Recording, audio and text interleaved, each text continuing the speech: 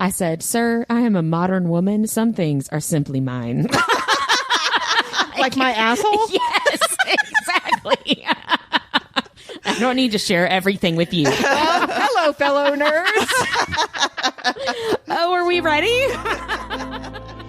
I'm Whitney. I'm Mindy. And I'm Deb. We're three best friends who love nerdy things. Well, some people think we're nerdy, but we think we're pretty awesome. This is Our Nerdiest Thing.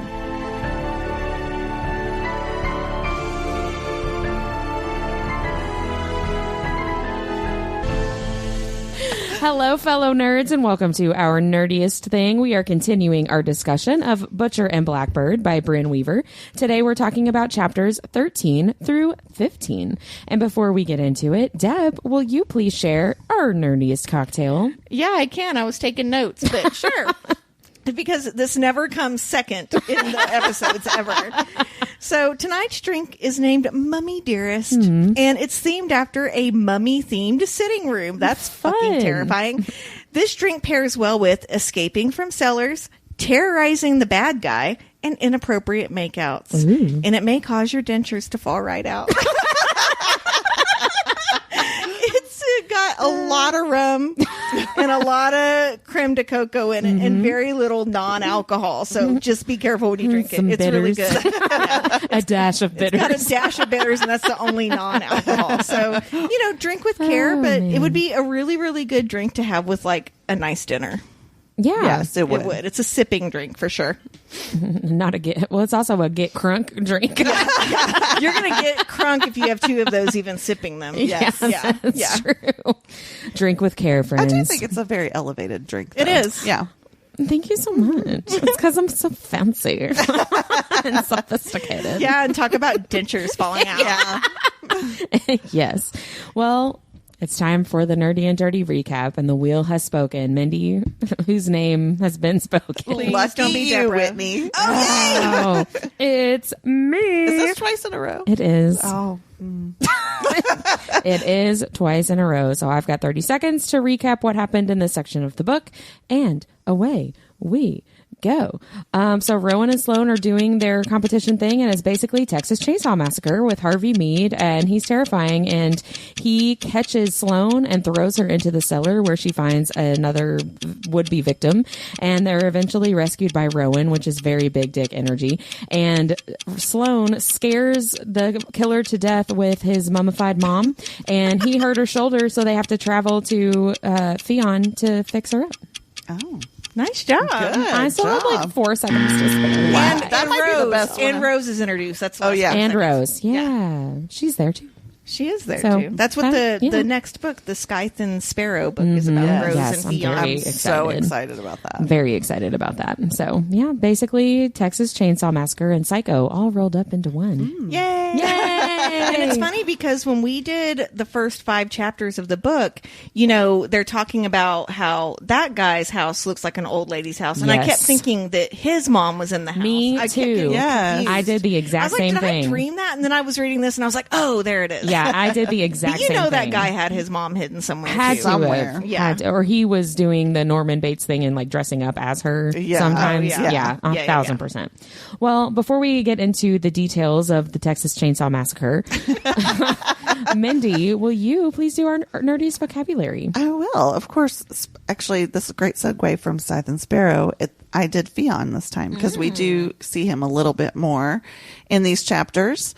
And this is another Irish name. It's of Irish and Scottish Gaelic origin, and it means fair or white, as in fair-haired or fair-skinned. Well, they are Irish. I mean, Yeah. which, Duh, right? Right. So the name can also symbolize purity and nobility. I hope he's not too pure. Yeah, I need I know. book 3 to have some smut. But I mean, I'm not sure that gives us any insight into the enigmatic character of Fionn. So let's go to the Urban Dictionary, shall we? Yeah, I will say that Let's do it. the purity thing, as far as what we know about him anyway, He is the purest one. He is He definitely I guess that is the best way The to say least that. dick energy out of the three. Yeah, Most naive, not or like most not a killer as far as we so know. far as we Killer, know. though. I do too. I think it's a different. But we don't know that Yeah. though at he's this not point. he's not as well, Right? he's definitely Right. not as outspoken about anything. Right. So yeah, But I will say, even what, who's Leather? Which brother is that? Lachlan. We didn't know what type of kind of serial unaliver he was either. That's true. Before his book. Fionn yeah, might- that's true. surprise us. Maybe. Who knows? he might. I hope so. Maybe Rose brings him over to the dark side. Ooh, maybe she's Scythe and he's Sparrow. Ooh. I kind of like that. I know. kind of like that energy too. Yeah. Bryn Weaver, I know you're already done writing, but write that down. Can I interject that Bryn Weaver said she wants to try our cocktails, and I about like She did. Oh She my loved gosh. his cocktail last week. I was like, I'm like, how can we send her the ingredients for this? I know, for real. Oh, But that yeah, would be so she's fun. very interactive online. If you guys go in and like DM her or comment on her Yeah. stuff, she always writes back. Which Yeah, and she's lovely. They don't have to do that, No, right? yeah. And she's very, very kind. Yeah. So tell me about Urban Dictionary. Fionn. Okay. Fionn. By the way, I didn't realize this. It's basically the anglicized version is Finn. Yeah, because remember I Oh. called him Finn like a couple episodes ago, which makes sense. Yeah. So anyway, so the Urban Dictionary gave me all kinds of fun stuff. Was it Something all to about do with penis? the dick, right? It's not been. I don't even want to listen to it then. I mean, there definitely is some sexual stuff in this, but it's more about his personality. All right, so the first one is the most caring person you will ever meet, always putting others first and looking after everyone. You'll be lucky to have a Fionn in your life because he will always look after you. Fionn often doubts his self-worth and will need reminding of how amazing and loved he is. Fionn is incredibly good looking, but most importantly, he is incredibly kind. Looks are just a bonus. Did Bryn Weaver write I was that? going to say that sounds like this Fionn. It could very well be that sort of vibe. So I thought that was interesting, but then everything Yeah. kind of goes down in the gutter. He's Oh, going to be wow. our cinnamon roll out of all of these I guys. think so. I can Although see Rowan's that. kind of a cinnamon roll, but Yeah, he very much is. Yeah. he's more golden retriever, I would say. Yeah. So this entry has 3 sub-entries. Oh.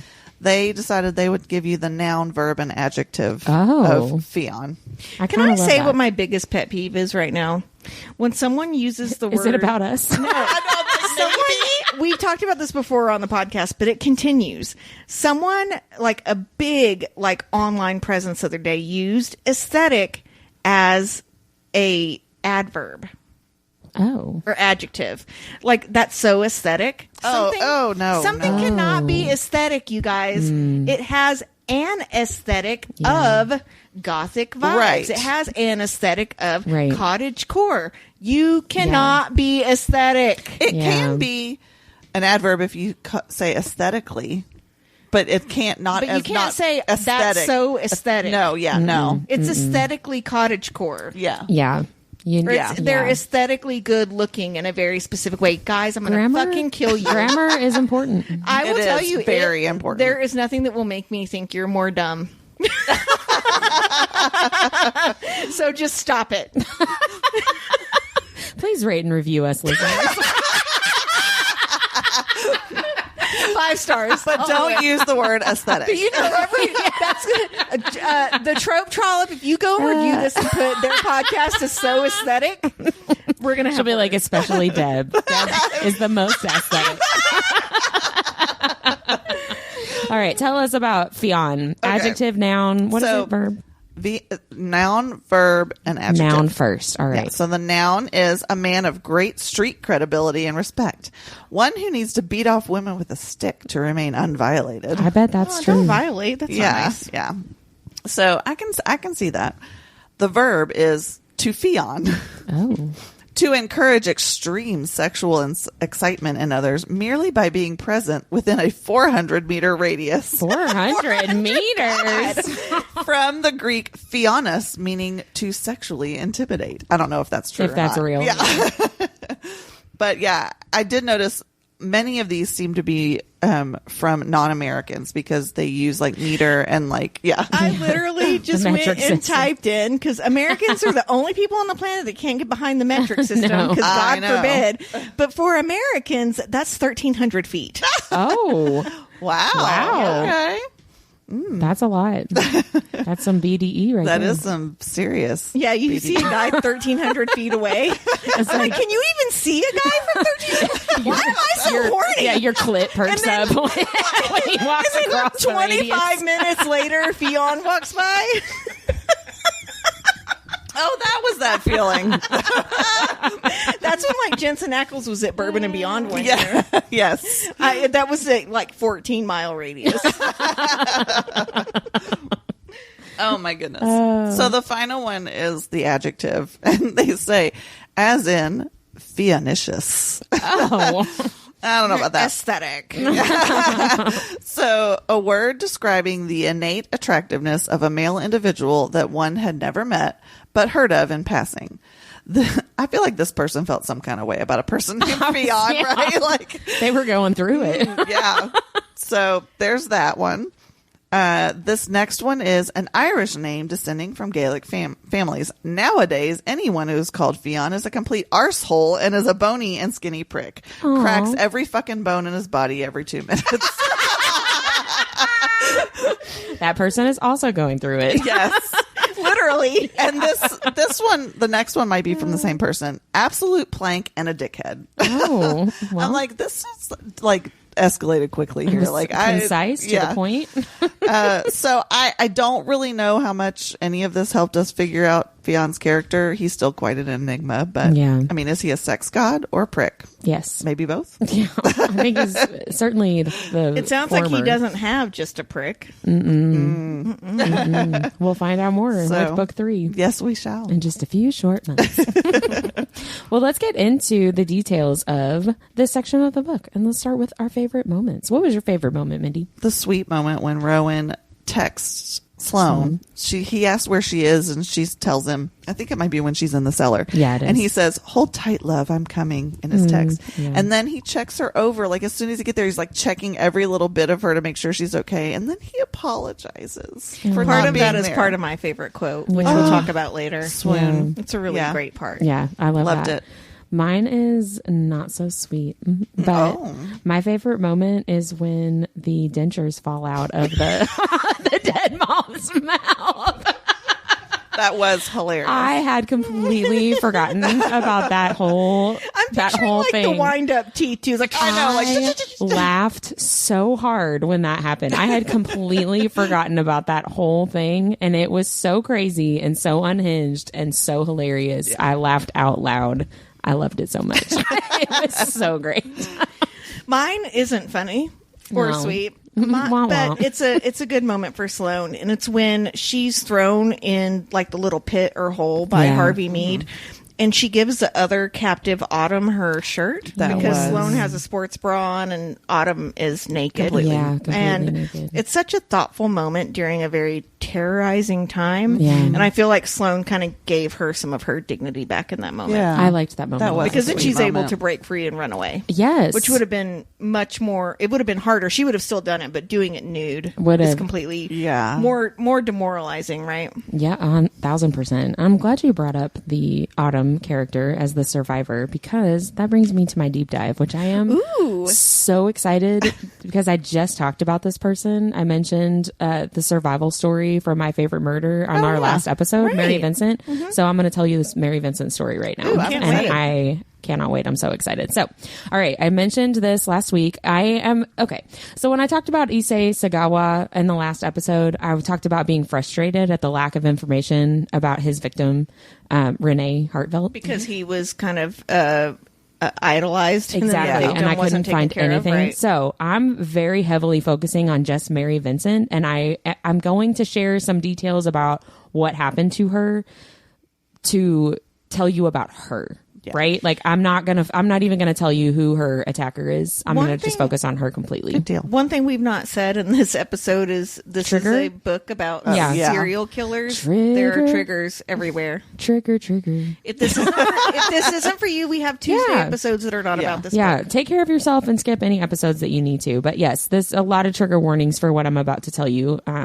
Because it's a survival story, but still some trauma happened to her. So, okay, let me tell you about Mary Vincent. This is one of my favorite true crime cases because it is an amazing story of survival.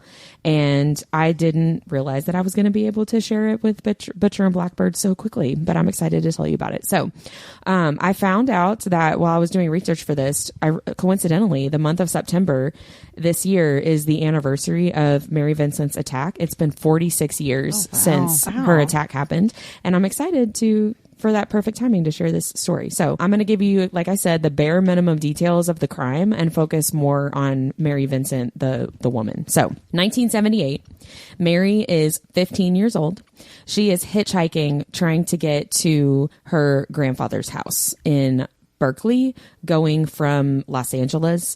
I saw conflicting things that she was going from her grandfather's house back to her parents' house, or she was running away from her parents' house trying to get to his house, but it was somewhere in that LA, Berkeley, like area in California. Like a lot of people get murdered in that area. I know. There are so many true crime stories about Berkeley and LA. Well, it's because there's a lot of desert and it was easy to like disappear. Everything. Yeah, well, and there's a lot of people that don't have connections in the area, which I think makes it easier too. Yes. So she's hitchhiking and she gets picked up by a grandfatherly looking older man, and she is 15 and she's sick. She's exhausted and she accepts the ride, even though that there are two other hitchhikers that this grandfatherly man says his empty van doesn't have room for. He says, I only have room for her. So these other two hitchhikers are older adult men, and they're like, don't do this. Do not do this. This is the 80s. This is the 70s. 70s, yeah, okay. This is the 70s. So the other hitchhikers tell her, do not do this. This is a huge red flag. But she's 15 and she's tired. He's an old man. What's he going to do? Like, he's a grandpa, right? Yeah. So, of course, we know, since I'm telling you this story, it does not go well. It turns out that this grandfatherly old man is a psychopathic monster, and he drives out into the desert in the middle of nowhere. He beats Mary. He rapes her for hours, and he leaves her for dead. He's very confident that she is dead because he has taken an axe and cuts off both of her arms at the forearms and throws her down basically off of a cliff into like a 30-foot drop into an embankment. So he drives off, he leaves her there, and he's thinking, number one, that she'll bleed to death, and if she's not already dead, and that number two, if she's ever found, because she's in the middle of the desert, right? If she's ever found, removing her hands will make it impossible to identify her without fingerprints, because this is the 70s. There's very little technology for like identification, right? But so he's thinking, I don't know if they did at this point, but apparently he didn't think about that. Okay. So he's thinking, I've covered my tracks, like I'm good to go, right? So that's all I'm going to tell you about the crime. So let me tell you about this amazing 15-year-old girl. So just remember, she is 15 years old. Yeah, just reminding me of that. Like, she's a teenager. She has had the worst, most traumatic night of her life. Hours and hours and hours of this happening to her. She's just had both of her arms cut off. She is maimed. She's obviously injured. She's down the side of essentially a cliff. And she decides that she is determined to save herself and not let this psychopath win. Way to fucking go. Dude, badass. It's amazing. It is truly amazing. Yeah. I already have chills. I might cry when I talk about this, but I'm going to try really hard not to. So that's okay. You can be comfortable with your feelings here. Just don't say it's aesthetic. Yeah. Be comfortable with that. The first thing that she does is she makes mud packs with the dirt to put on her arms to stop the bleeding.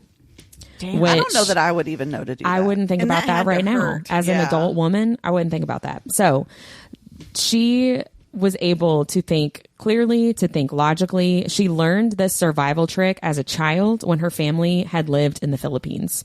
And she just remembers it in this moment, exactly when she needs to, right? And she does stop the bleeding, which ultimately saves her life. So she doesn't bleed to death. And she works for hours to climb up that 30-foot cliff. And you know what I just thought of? She put those on too, probably with her feet. Yeah. because she didn't Oh have God, hands. I didn't even think about that. Yes, she has no hands. Yeah. Both of her arms have been cut off with an axe at she had like to do below that. the elbow. So she had to adapt to that, first of all. Wow. So it takes her hours to climb up out of this embankment and to get out. And she ultimately is successful. But just imagine the mental and physical strength to push through the pain and the trauma and the mental fortitude to be like, no, keep going. I can do this. And right? to climb out with no hands. Mm-hmm. I mean, Yeah. this is 15 years old. Yeah. 15-year-old girl. Okay. So she gets out of the embankment and she listens and follows the sound of the highway. She can hear it off in the distance because she's in the desert. She has no idea where she is. She's not near a road. So she just starts walking towards sound, right? And it's the middle of the night at this point. So she ends up walking for miles, waiting for just a car to drive by. She is maimed. She's also naked. Covered in blood, covered in dirt, walking in the middle of the night in the desert in the middle of nowhere, right? So there was actually a car that she said was a convertible with two men that she flags down, and they slowed down and then like sped away. And she says she doesn't like hold that against them because she's like, I looked scarier than a horror movie. Like Right. I get it, right? But she had to just keep walking. So just imagine that, like, someone's coming, thank God someone's here, and then they leave her there.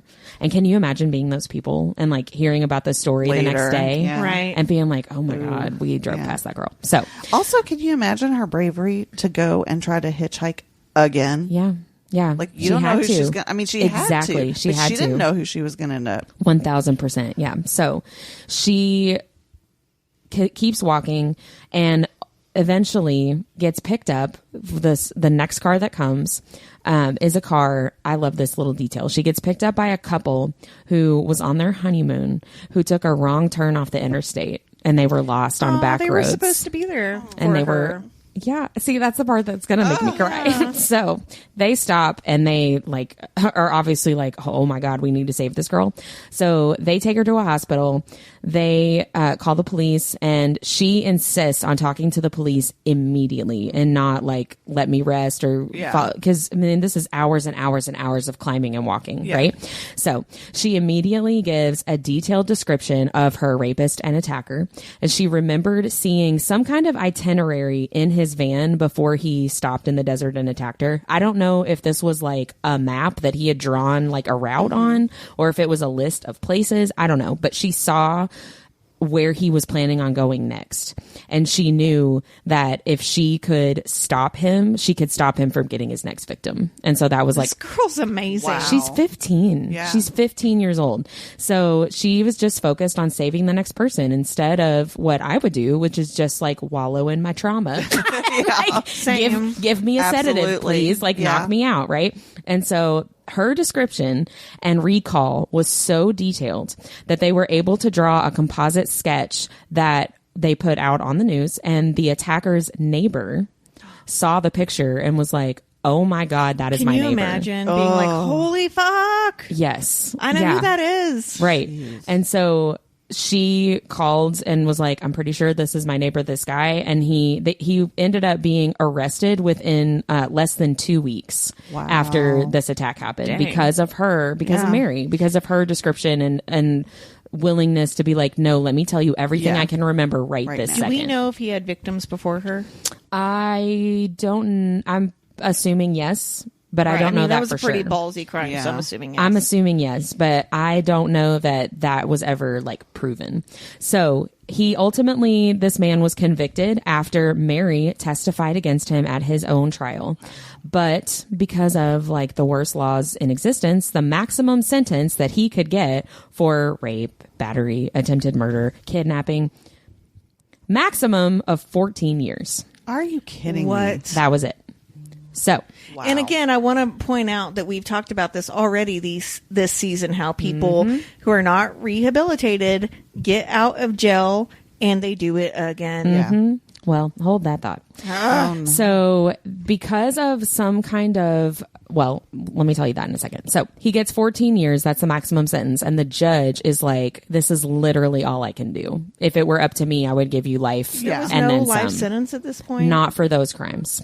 No. For rape? If he had actually And killed her, attempted murder? if he had Dismemberment? actually killed her, then he could have. Actually, but it was in California, so they may not have had the death penalty Raping anyway. a minor isn't Nope. worth life in prison? Nope.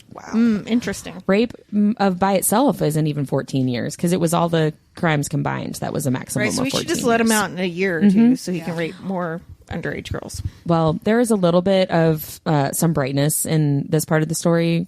I find it very hilarious. So Mary testifies at the trial, and when she walked past him to leave court after testifying, he told her that he would finish her off when he got out if it was the last thing that he did. So clearly super normal guy and very remorseful, right? He's so going to forget about that in 14 years. No, 1,000%. Yeah. So he ends up getting out of jail after only 8 years because California had a basically like good behavior rule to try to get the crowding of the jails out. So like every day that you worked and had good behavior was a day off of your sentence. So he was able to get out in half the time by like getting good behavior essentially. So this is the part that I think is really, really funny. So after 8 years, he gets released and people go nuts because this is being very heavily reported that remember this crazy crime and this, this amazing girl and this feels like it horrible, just happened. this horrible crime that happened, all these horrible things that he did because of her willingness to be open about what happened. Can I point out that 2016 was 8 years ago? Imagine like that feels so relevant, doesn't it? It's not that long. It is not. Yeah. So he was being released on probation. And when the state of California releases him, every single city, every single county that they tried to release him to sued the state government, and they were like, fuck that. He can't come here. It was like multiple different places that all were like, absolutely not. No. Shit. Yeah. So they were like, all right, well, let's try this place. And they were like, no. And then, well, let's try this place. So what they ended up doing is they built a trailer on the prison property for his 1 year of parole because nobody in the state, they kept suing and like blocking it. So they were like, all right, forget it. So he lived his parole like so that he got 1 to year, live, like rent free in a trailer his first year out of prison because nobody wanted him around, which I do think cool. is really funny. Yeah. So props to the state of California for all of that because that I just find that hilarious. Yet another reason I'm moving there whenever I'm older. Right. So if Mary Vincent had not been so willing to share her story, which is every victim's right to not share, right? Yeah. Because you're reliving your trauma. Sometimes that's just too much for victims. But if she hadn't shared, the public wouldn't have felt so strongly about this particular person and getting out, and the outcry wouldn't have happened. More people would have ended up getting hurt if he had been released into the wild, so to speak, and not done the parole in essentially a controlled environment, right? So the last thing that I'll say about the criminal here at this point is that he was eventually released to Florida after that parole was up, and he sadly but predictably murdered a mother of 3. He did end up dying on death row in Florida, so good riddance to him, and I'll come back to that a little bit later in the story. But back to Mary Vincent. What could have saved her? I know, right? If only he had been in prison. Back to Mary Vincent. So she's already a hero to me at this point in the story because the strength, the courage it takes to testify against your attacker in and of itself, plus everything else that she did to like save her life, is amazing. But listen to how she spends the next phase of her life. She started using prosthetics for her arms within 2 weeks of her attack, which is pretty incredible because of the physical and mental emotional toll that learning to use prosthetics can take, in addition to all of the other mental, emotional, physical tolls that her attack took on her, right? The healing it takes for that's really hard to do.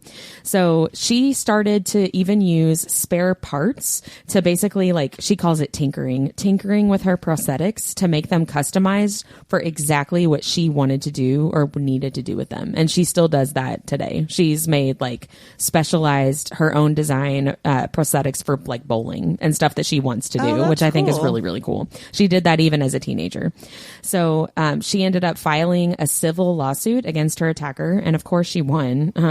She was awarded $2.5 million, but she never saw that money because So that has to come from him, right? Right. He's living in a trailer. Right. She never saw that money. Living in a trailer on the prison grounds. You're right. He was in jail. There's nothing wrong with living in a trailer, but living in a trailer on the prison grounds? He had no job. That wasn't going to happen. But it was the principle of the thing, right? Yeah. So she began a career as an artist after this. I love this. She started drawing to help her deal with the insomnia that she struggled with after her attack as part of her PTSD. And when she couldn't sleep at night, she would start to draw with her prosthetics, which I really, really love. She eventually went to university. She got married and divorced and then married and divorced again. But she's married now a third time that she's been married to this guy for a little while. I'll talk about him more. And she has 2 adult children. She had a real Stella got her groove back moment in her late 30s after her first divorce, and she dated a 21-year-old when she was she was like, I'm doing great. One of my favorite books this year was The Idea of You. I know, right? She was having a real moment. And then when her attacker was arrested in Florida for the murder of Roxanne Hayes, she was a mother of 3 and a sex worker in Florida. Mary volunteered to testify at that trial to tell her story and to ensure that he would get the maximum sentence and never get out of jail, especially considering that Florida had / still has the death penalty. Yeah. Do they still have the death penalty in 2024? I don't know if they do or not. I would think that they do. Yeah, I would be surprised if they didn't. I had to guess. Yeah. So she again was willing to relive her trauma to save other women's lives, and also because she never forgot his threat to her that he would finish her off when he got out of prison. She was afraid for years and years and years that he would just show up and try to kill her again. So she was taking care of herself, being empowered to do something about that fear, right? Which I really, really loved. Capital punishment is legal in Florida, and as of September 1st, 2024, 276 offenders are awaiting execution. Well, there you go. That is a lot. So Mary Vincent started working as a victims' rights advocate and continued to customize her prosthetics to enable her to paint, to live her daily life, like I mentioned, to go bowling, and to do all the things that she wanted to do without letting her disability stop her. And she does identify as disabled, but when people offer to give her a hand, she says, "I really need to." I can understand that. Oh, I love that so much. She says, "Anything you can do, I can do." This is a direct quote from her. "Anything you can do, I can do. And I can probably do a lot of things with my hands that you can't do with yours." True. Which Good I for love. her. So awesome. today she's still alive. She is a homebody who loves to spend time with her husband. She loves to garden, to cook, and experiment with different recipes. And she takes care of birds in her backyard, which I think is really sweet. And I want to finish by reading a quote from an article. The Key Peninsula News did a feature on her, 3 different articles from 2023. So just last year, which was the 45th anniversary of her attack. I just wanted to read a couple of quotes. She became a powerful advocate for crime victims' rights in the 80s and 90s, appearing on national talk shows and doing a large number of public speaking engagements across the country. She did all she could do to change certain laws and to get rid of dangerous loopholes that allowed early release from prison, which directly affected her and her attacker. In 1998, she went to Washington, D.C., and she testified in favor of the No Second Chances for Murderers, Rapists, or Child Molesters Act, which encourages states to give lengthy sentences to offenders of those crimes. Which, why is that a thing we have to fight for? Why are we not right? doing that? Why is that a thing that's if just not already? If someone is guilty, why are we not doing that? Right, exactly. I mean, I think a lot of it honestly has to do with crowding of the prison I'm sure system. it does. Yeah. So she also helped pass California's Singleton bill, which stops the early release of criminals who use torture in their crimes, even if it doesn't result in death. And she says, "I knew that I could help make a change. I felt the energy around the need for harsher punishments for violent offenders, but it also took a lot of energy. I held on to such hate, anguish, and sorrow for so long. The most important thing people should do is let go of their hate. You don't have to forgive or forget, but let go of the hate long enough to realize how good it feels when it's all gone." And the article or the reporter asked her, how would you describe your life right now? And she says, "I'm just happy with life. I try to help others see through my eyes. You shouldn't give up hope. It's still a good life. There's so much out there. It's beautiful." It's not a matter of it's going to make me cry.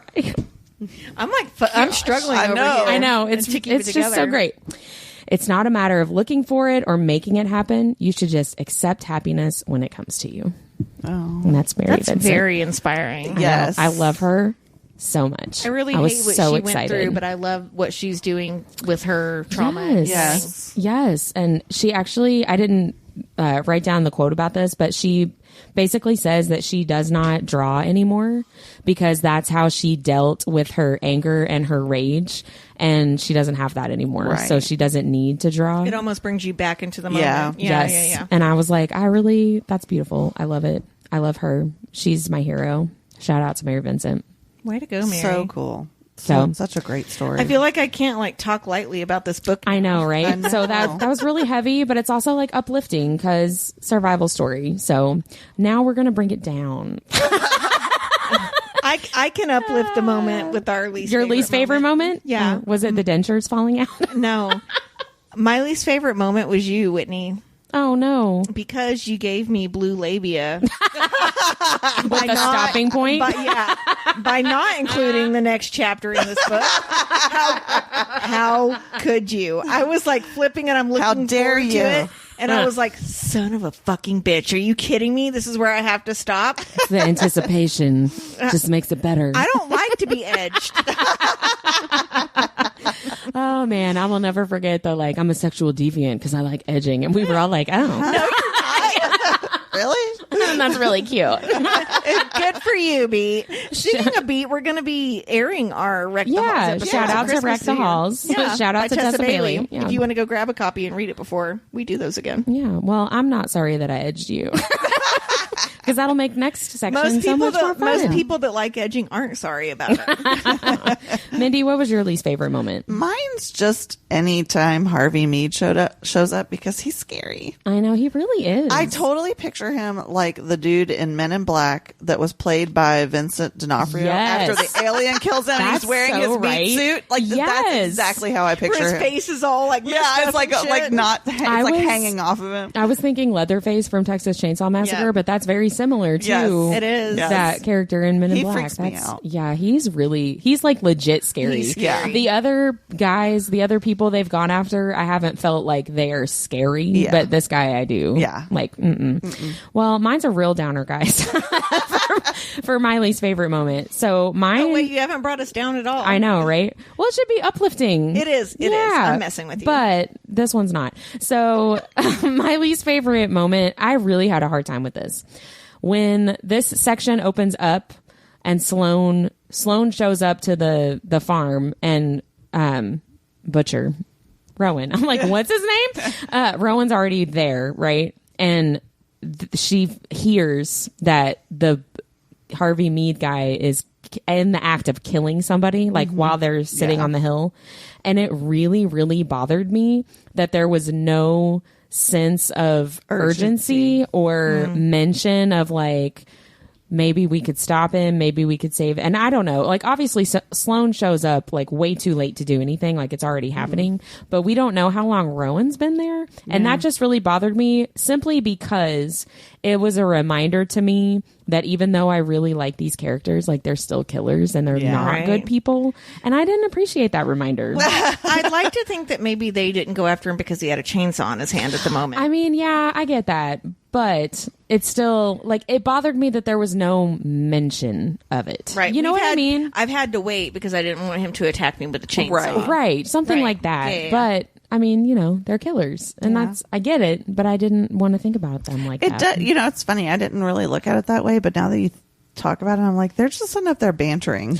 It was weird to me. It's a little bit, that there's no nonchalant. Yeah, there's no, and maybe I'm supposed to take it as an unspoken understanding that when after this moment, when they're we're going to make him suffer and make sure he dies, maybe it's because of that part of that. But I wish they had talked about it or at least mentioned it. Yeah. It bums me out that it's not discussed at all, you know? That does go into my biggest revelation. Oh. And it's that Rowan might be a psychopath, but I'm cool with it because he's fiction. I just want to say that out loud. Not real life. Not real life. if you listen to our From Blood and Ash episodes, you know that Whitney did a deep dive into whether or not Hawk was a sociopath or a psychopath. Yeah. Okay. So let's start with this quote from Rowan. He said, "I didn't feel what I probably should about doing something like that." And he means killing his father. Most people would feel guilt. I felt a rush of excitement when it was happening, accomplishment when it was over. There was peace in knowing he would never come back. And when I met someone else that reminded me of him a short while later, I realized there was nothing stopping me from doing it again. There was always a next person, someone worse. Eventually, it became kind of a sport to find the worst person I could and wipe them off the planet forever. Yeah. Okay, so let's discuss the difference between sociopaths and psychopaths. And I'm not going to go as deep as you did. I just got like But why? a couple of points.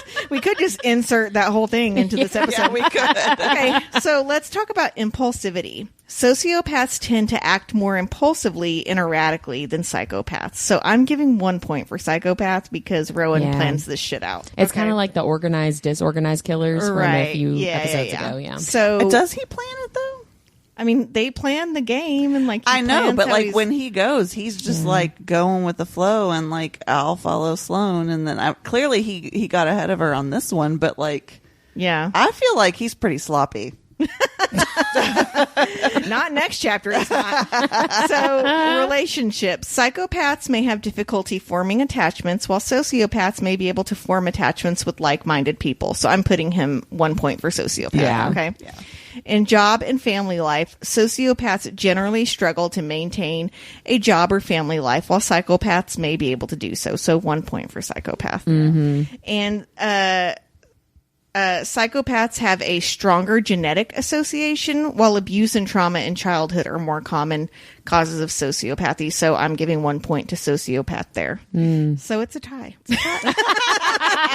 Rowan is our favorite sociopathic psychopath. I was going to say he's a little bit of both. Yeah. Thank you for bringing him into our lives, Bryn Weaver. The point is I don't know, but I feel like he does have more psychopathic tendencies. I would agree with that. He does. I do too. I would agree with that. Yeah. I mean, he is a morally black character, as is Sloane, and honestly, every single person in all of these books. So, true. Yeah, again, it is fiction. It's good for books, but not for life. But we really, like, quote unquote, argued. It was not arguing over whether or not Hawk Flynn from Blood and Ash was a sociopath or psychopath, but I feel like on this one we can kind of agree. Yeah, I think so. Yeah. It's a little more cut and dried here. Yeah. Hawk just wanted to free his fucking kingdom. God. But the motivation. Right. The planning. Oh, Mindy, what was your biggest revelation? Mine was not as deep as that. I guess I'd forgotten that Sloane had a pierced belly button and pierced nipples. I was like, oh, hello, girl. That was at first my biggest revelation. The nipple piercings are new. Yeah, they are. Yeah. Yeah, because he's like, I've seen those boobs. I've seen those. He's like, I've Those were stared not at your there. tits for long moments before. Those were not there Yeah. before. Oh, that's funny. Mine's not as fun as that, but it's also not as deep as yours, Deb. So it's like right in between. Keep saying deep. I kind of like it. Deep. I liked the reveal a lot that Harvey Mead had the high tech like security cameras. I just thought that was really smart. I had forgotten that he had those, and I really liked the when she stumbles upon the yes, room. Again, which is how sociopath or psychopath. she saves. That's how she knows, like, to yell out for Rowan or whatever. But I love that juxtaposition. How he's got this like run down, like dilapidated farmhouse that's got a hole in the roof. Like it's a straight up hole in the roof. They had to be on like a delay though, right? Because wouldn't she have seen him coming up the stairs? Because remember she walks out the room too. and he's right there. I think so. They have to be on a delay. I didn't think about that until just now, but yeah, that. Yeah, I feel like I should have caught that. So he's smart, but not that smart. Yeah, but it's just like to put the time and the effort and the money into all the cameras and to not do it. I feel like I could write a whole dissertation on like choosing to leave the farmhouse the way that it is, but to have the high tech. He doesn't need the the farmhouse, but he needs the cameras, right? Yeah. And leaving the mummified mom in the living room with her Bible He's and got stuff. someone like, to talk to. God, man, I mean that is for real. Like some a whole serious crazy. You could do like a master's psychology thesis on just that little detail with no other information. But I thought that was really smart writing, and I enjoyed that. I enjoyed that detail. So let's talk about favorite spicy scene.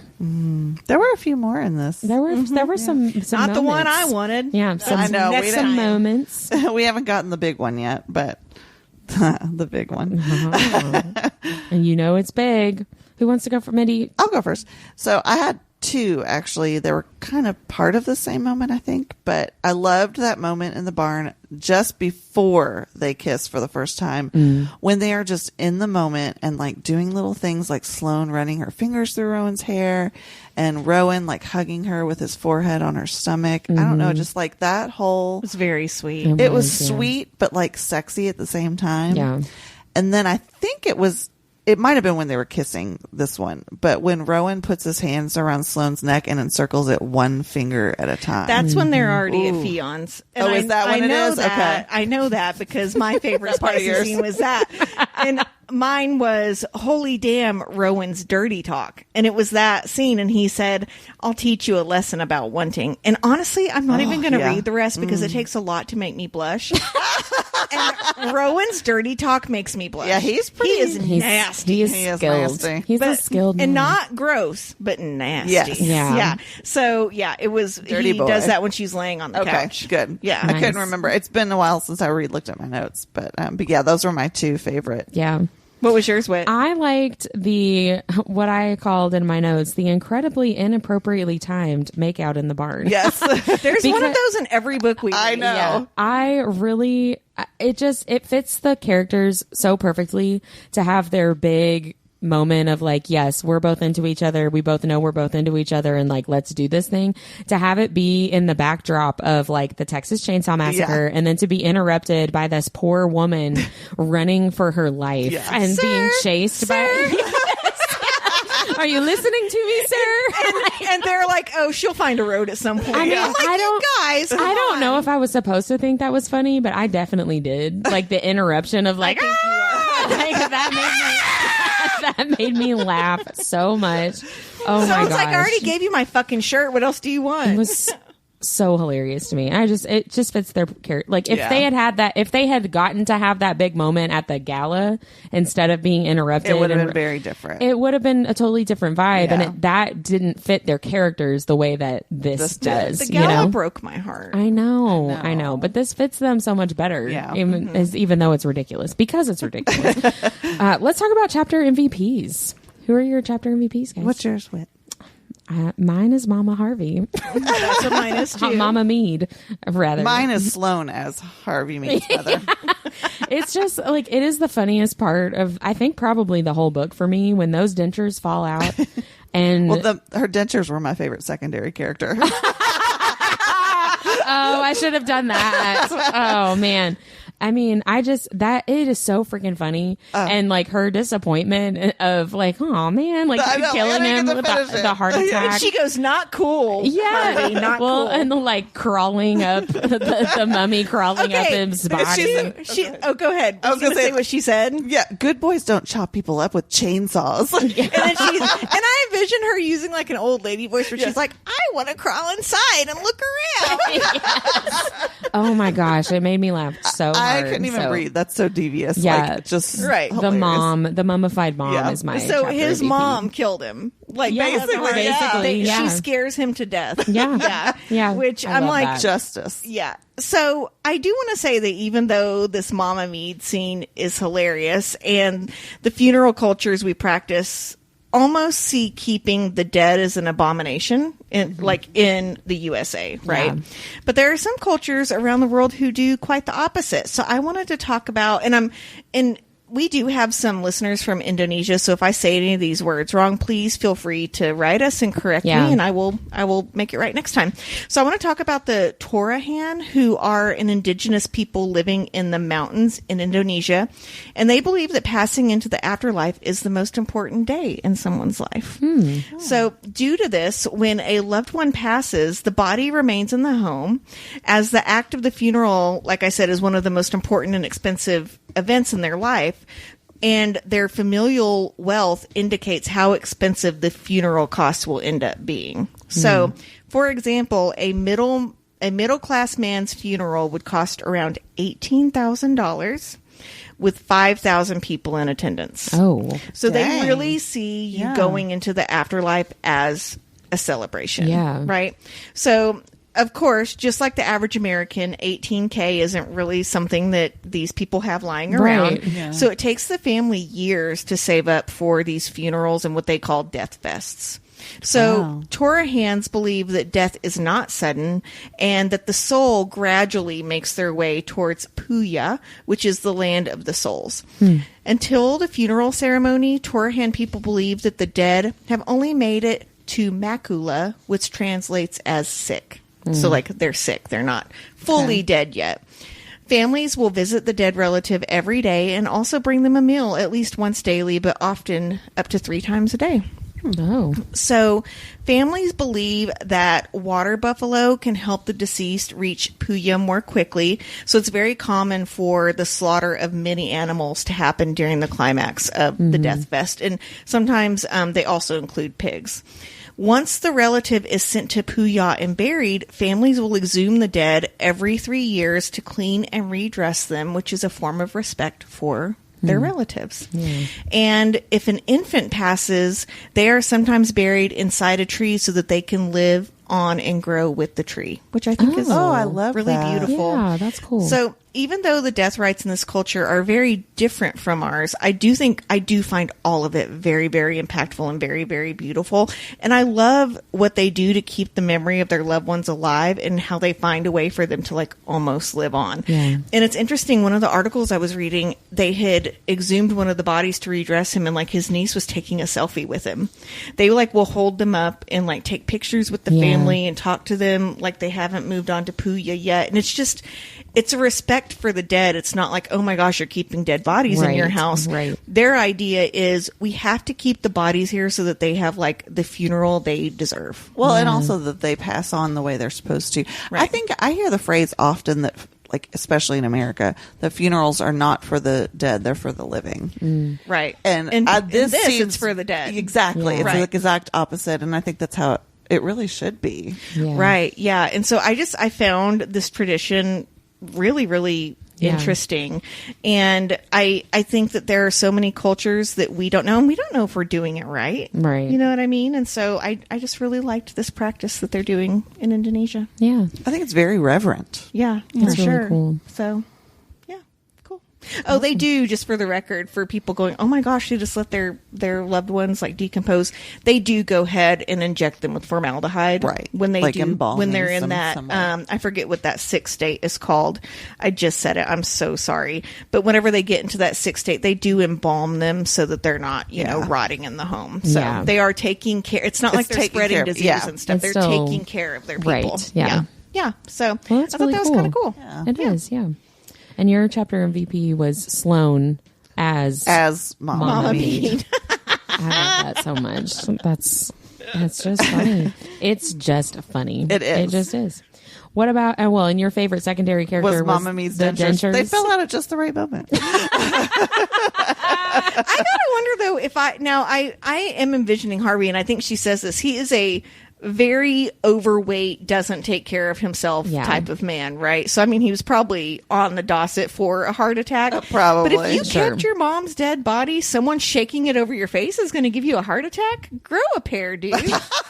God. Again, I've made up a whole backstory for him in my head, and I'm like, I could talk forever about why that might be, like why he might be afraid of her, if like not just be like, okay, I know it's you, random lady that showed up at my house. Right. I want to crawl inside you. Yeah. Who was your favorite secondary character, Deb? Mine was Rose. Me too. So she kicks Rowan's ass with a crutch and is going to cut his cock off for hurting Sloane. And she goes, "Dick this motherfucker." I love her. I can't wait to see this character in the third book. I think it is going to be so over the top funny. I want to read. Well, no, we're going to. I'm excited to read Leather and Lark again because I had completely forgotten this entire thing Oh, about from Rose? this. Yeah, from this book, and so now I'm excited to read book 2 remembering this now in my head and not just like, oh yeah, there's that girl too, you know? But yeah, she was my favorite secondary character too, like standing up for herself when she thinks, you know, people are breaking into Fion's house, and she helps facilitate the embarrassing nickname reveal with Rowan when shit flicker. Oh yeah. Oh my gosh. That he is shit flicker. Shit flicker. Yeah. And I really, really loved that she calls Rowan out on pining for Sloane, like how obvious it is. Yeah. And then is like, well, you're welcome, because now you guys have to share a room. I know. I was like, a one bed trope. Oh, That's my yes. favorite. I love it. Like, she's funny. She's not afraid or cowering in the face of, you know, Sloane and Rowan are pretty big personalities. Yeah. And I think Rowan is a physically intimidating person, and she's not afraid and is just like, who the fuck are you? And I love that. I really loved her too. That's actually I would written for what I'm looking forward to is more of her. I just think she's a hoot, and I love that she's a hoot and a half. She's a hoot and a half, and I love that she reads tarot cards, and she was doing this tarot reading, and I've always wanted to learn more about tarot reading and see if I could like figure that out. So I kind of did a little bit of a deep dive into tarot readings and cartomancy. Oh, fun. So is cartomancy tarot reading? Is that the same thing? It's an umbrella. Yes. So Okay. tarot readings are part of the larger umbrella called cartomancy, which is really basically any kind of fortune telling or divination using a deck of cards. So worldwide, the most popular form of cartomancy actually uses a standard deck of 52 cards. Like with like aces? Yeah. Okay. Just your standard deck of poker cards or whatever. Yeah. It started as a way to pass the time in royal courts. So it began as early as 1360, but rose to popularity around the 18th century. So this has been around for a while. Each card is assigned a meaning. So you ask a question of the cards, you pull a designated amount of cards. Sometimes it's 1, sometimes it's 3, sort of depending on what you want your reading to be. And then the reader uses intuition to figure out what the cards are trying to tell you. So the first thing they tell you to do is to cleanse your deck, which serves to reset both the deck and the reader and leads to more accurate reading, apparently. With like Dawn dish soap? No, so here are some suggested ways to cleanse your deck. It sounds like a euphemism for an enema. Yeah. Well, we were talking about anal earlier. Yeah, we were, yeah. So they say crystals. Don't use that on your deck. Incense, salt, sunlight or moonlight, knocking on the deck 3 times, or just shuffling them. Okay, shuffling feels like the common thing that you should be doing there. Don't put salt all over my cards. I know, right? Or stacking crystal. Get the salt, Sam.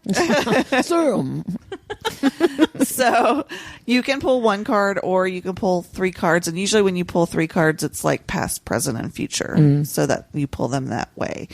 And each of the 4 suits represent the major themes. So your spades represent challenging tasks or future events. Hearts, of course, mean feelings, family, home, love, and relationships. Clubs are positive things in the near future. And diamonds are for like money and finances. Because they're a girl's best friend. They are. Not really. So each card within a suit then represents something within that theme of the suit. So you can see, I actually put in the notes 1 or 2 articles that give you sort of like what each one means. And so I For like all 52 cards? Yes. And I'm not going to go into all that, but I did a little reading on myself. Oh. So with a deck of cards. And so here's how my reading went. I cleansed by shuffling, and then I knocked on the deck 3 times. I'm disappointed you didn't use salt. I did knock on it 3 times though. Okay. Some moonlight. So my question was, can I quit my job and just travel and read? Yes. Well, so here's what I pulled. For the first card, I pulled a 2 of hearts, and so that represents the past, and that means good fortune in love and family time. So I mean that tracks, right? Yeah. Like Yeah. I feel like I found my match, my perfect match, and we both love traveling, so that sort of And roller coasters. and roller coasters. For the present, I pulled an ace of spades, and that signifies a time of significant change. Right now, we are empty nesters, and we just became empty nesters mostly. I mean, I know we still have one that's there, but she's 21 is fine. So she can take care of herself. You find out more about her life on TikTok. If you can. Absolutely. She does not, it's not private. So don't go look at my daughter. Teenagers, you can hide stuff from your parents, and you should. Yeah, exactly. And then the future, I pulled a 10 of diamonds, and that means likely to succeed financially soon. Nice. So it's a yes. So when are you quitting your job? I know, right? I'm like, okay. Yeah. So that was a very positive reading. Do it. But yeah, I thought that was very interesting. And there's all different things. I mean, obviously there's 52 cards in the deck. Right. So there's all ways, and there's ways that it can be interpreted. I highly suggest you go and just for fun, just try it. I'll have you do mine. I'm already confused. I thought about doing one just like on the show, but like there's so many different, I don't want to be like looking for everything. So that's why I went ahead and just did one beforehand. But yeah, I think it sounds fun. I think it would be a good way to pass the time at a party. So Fix My Life podcast on Instagram, they, I would say they're like a friend of the podcast at this point. They interact with us a lot, and we chat with them. They do Wednesday live tarot readings. Oh, I love that. Yeah. So I'm very intrigued. No, of people that are on there live. Yeah. I'm very intrigued by tarot readings and this whole cartomancy Have you ever had thing. one done? I haven't, but now I really want to. Go. Yeah, I really want to. I did one with our friend Betsy a couple years ago. It was really fun. Like she did the No, reading? we went to like a shop. Okay, yeah. I'm totally on board with Sounds that. like something perfect for spooky season. Yep, does sound like a good thing for spooky season. Yep, it's that time of year. Well, I'm gonna have a nerdiest thing, right? No, because I didn't know. What is it? What's the word? Cartomancy. Cartomancy. I was going to say cartography, but that's for maps. Yes, that's what I thought you were doing. You're like, what the hell is she doing with talk maps? about maps? I read, but like my brain read it as cartography, and I was like, huh. We never tell each other we can't do deep dives on things. I know. I was it's like, always worked out. Yeah, let's see how it goes. And I was not I like right. to keep you all guessing. Oh man, I'm such a nerd. That was a good deep dive. Thank you so much. I'm glad it wasn't maps. Yes, that would have been and then super. some of them have legend. Cool. Oh man. Well, let's go into favorite quotes. I know we've shared some as we've been talking. There's just too many good ones. There are some really good ones to not have section. a million. I only have two, even though we're supposed to only have one. I have one that made me laugh, and then one that I was like, yes, Rowan. When Rowan says he rescues Sloane and Autumn, but mostly just Sloane from the cellar, basically, and he says, I'm going to keep you safe. Understand? And she's like, yes, Rowan. And I was like, yes, Rowan. That's some BDE. Yes, absolutely. I really enjoyed that moment. And then the one that made me laugh is also Rowan.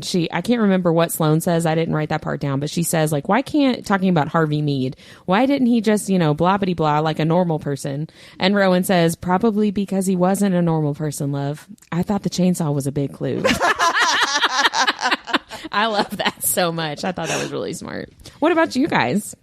Mine are all Rowan as well. Yeah, he's funny. I know they're three very short ones. The first one's actually a conversation, I guess, between him and Sloane, and he says to Sloane, and this is, I think, after he it's right after he's like checking on her, and they have that moment, my favorite, like spicy scene, and he says, I can't lose you, and she says, then you better kiss me. Oh, I love that. Super cute, just sweet. And then we're gonna make out while this girl simple, runs. yeah. But yeah, while we're in the middle of killing somebody. Good luck, Autumn. Yeah.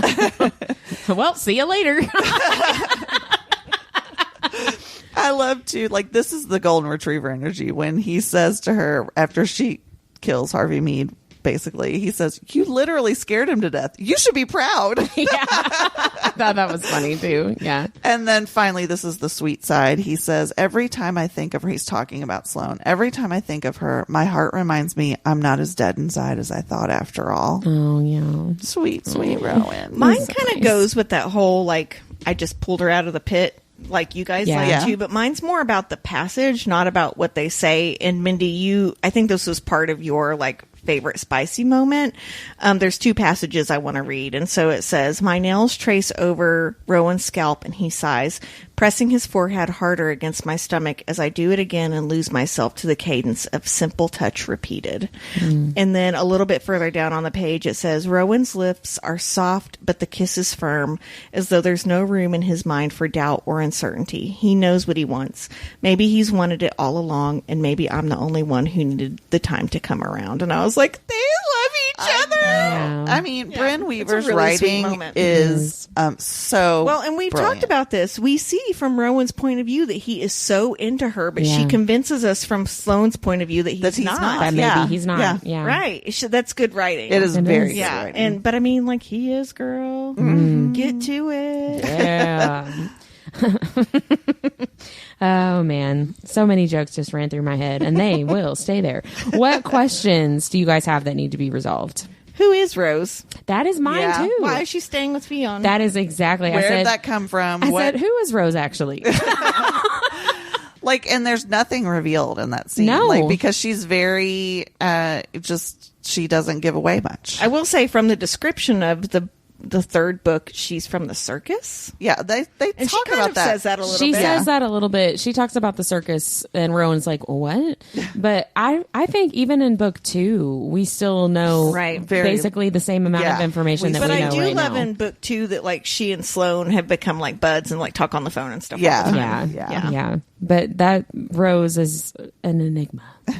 Who are you? What are you guys looking forward to? Mine was just more Rose, like I said. Yeah. Mine was doing it and doing it and doing it well. Yeah, I said one bed trope, baby. Like 5 exclamation points.